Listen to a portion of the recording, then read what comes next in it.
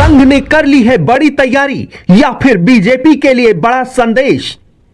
जिस मुद्दे पर खामोश चल रही थी बीजेपी, उसे संघ बनाएगा मुख्य एजेंडा। 2019 में जिस मुद्दे पर देश भर में मचा था बवाल, शहर शहर हुआ था हंगामा, अब उत्तर से लेकर दक्षिण तक तलाशे जाएंगे नागरिकता के कागज। क्या बीजेपी के लिए संघ का अल्टीमेटम आ गया है?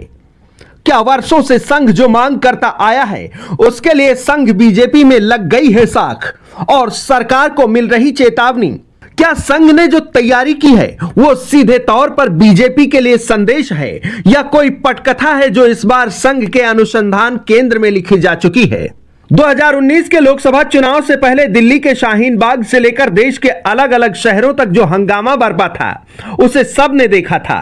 देश भर में अवैध प्रवासियों और घुसपैठियों का पता लगाने के लिए केंद्र सरकार की तरफ से बिल पास होते ही इसका बड़े पैमाने पर विरोध शुरू हो गया। कई शहरों में आगजनी और तोड़फोड़ के साथ साथ हिंसक तस्वीरें देखने को मिली थी, लेकिन लोकसभा चुनाव के बाद से ही यह मामला शांत होता गया। समय के साथ साथ एनआरसी के मुद्दे पर आक्रामक अंदाज में नजर आ रही बीजेपी भी धीरे धीरे खामोश होती गई। मौजूदा दौर में बीजेपी ने एनआरसी के मुद्दे को ठंडे बस्ते में डाल रखा है, लेकिन अब इस एनआरसी के जिन को संघ ने बाहर निकाला है। जानकारी के मुताबिक संघ ने एनआरसी लागू करने की पूरी रूपरेखा तैयार कर ली है और जल्द ही देश में संघ नए एजेंडे को हवा देने की तैयारी में है। 2025 में संघ के 100 साल पूरे होने जा रहे हैं। उससे पहले संघ की अखिल भारतीय प्रतिनिधि सभा की बैठक बेंगलुरु के चन्नेनहली में होनी है।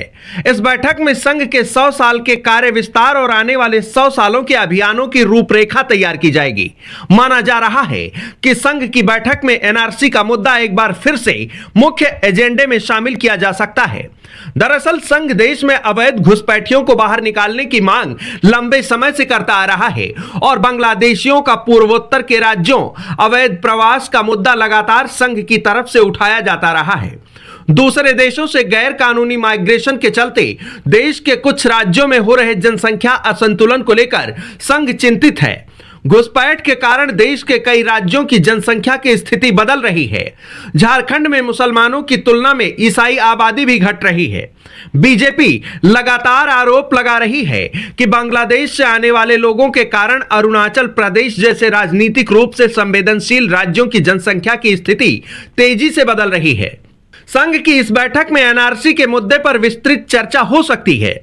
संघ की कोशिश है कि एनआरसी को लागू करने का स्वरूप इस कदर बनाया जाए जिससे देश में रह रहे नागरिकों के बीच इसको लेकर किसी प्रकार का भय उत्पन्न ना हो। बैठक में इस बात पर चर्चा होगी कि एनआरसी को कैसे लागू किया जाए ताकि किसी भी भारतीय नागरिक को खतरा न महसूस हो।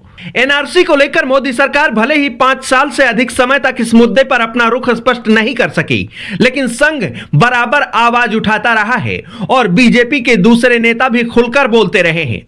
झारखंड विधानसभा चुनाव के दौरान केंद्रीय मंत्री शिवराज सिंह चौहान ने कहा था कि झारखंड में एनआरसी को लागू किया जाएगा।